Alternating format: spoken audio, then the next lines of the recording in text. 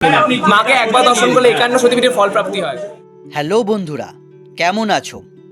আশা করি সবাই খুব ভালোই আছো। না, আজকে তোমাদেরকে কোনো মন্দির দেখাবো না বা মন্দিরের ইতিহাস শোনাবো না। আজকে তোমাদের দেখাবো এক দুর্লভ দর্শন। আজ্ঞে হ্যাঁ, আজকে দেখাবো এমন এক দেবী মায়ের পূজা ও আরতি যা অন্ধকার করেই করা হয়।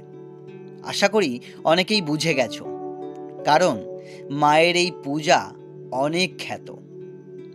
দূর দূরান্ত থেকে মানুষ দেখতে আসেন। আজ আমি দেখাবো শ্যামা সুন্দরী মায়ের পূজা ও আরতি। এখানে মা সাক্ষাৎ বিরাজমান। এখানে মা জীবিত কালী নামেই খ্যাত। মন্দিরের গল্প ও ইতিহাস আমি আরও একটি দীর্ঘ ভিডিওতে দেখাবো। তাহলে আজ তোমরা দেখতে থাকো মায়ের এই অন্ধকার পূজা ও আরতির বিশেষ কিছু মুহূর্ত। তার আগে এই চ্যানেলে যদি নতুন হয়ে থাকো তাহলে অবশ্যই ভিডিওটি লাইক করে চ্যানেলটি সাবস্ক্রাইব করে নাও এবং পাশে থাকা বেল আইকনটিতে ক্লিক করে নোটিফিকেশন অন করে নাও।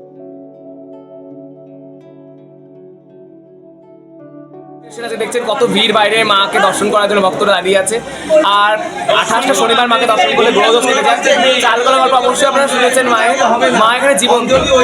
মাকে যা মনোমানসে আপনার আছে মাকে বলুন, মা অবশ্যই বলুন, মা কাউ ফেরে না। আর অন্ধকারে অবশ্যই মাকে দর্শন করুন, এক অনুভূতি আলাদা আলাদা এক অনুভূতি। সবাইকে বলুন মা সামনে মন্দিরে আসুন, মাকে মনের কথা বলুন। মাকে একবার দর্শন করলে 51 সতীপীঠের ফল প্রাপ্তি হয়। সবাই মায়ের কাছে আসুন। জয় মা।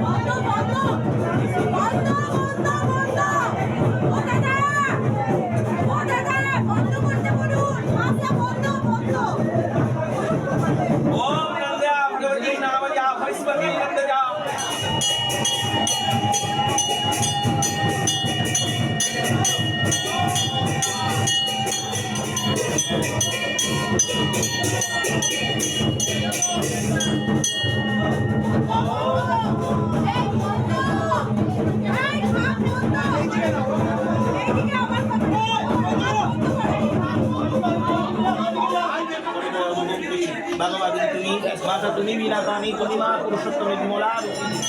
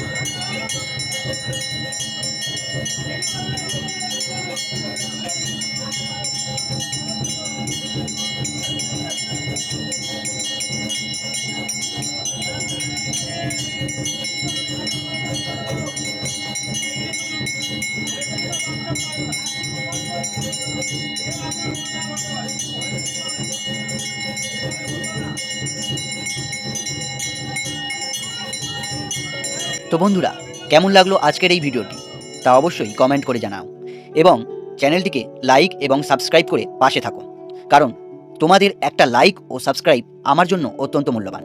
ধন্যবাদ। দেখা হচ্ছে পরের ভিডিওতে।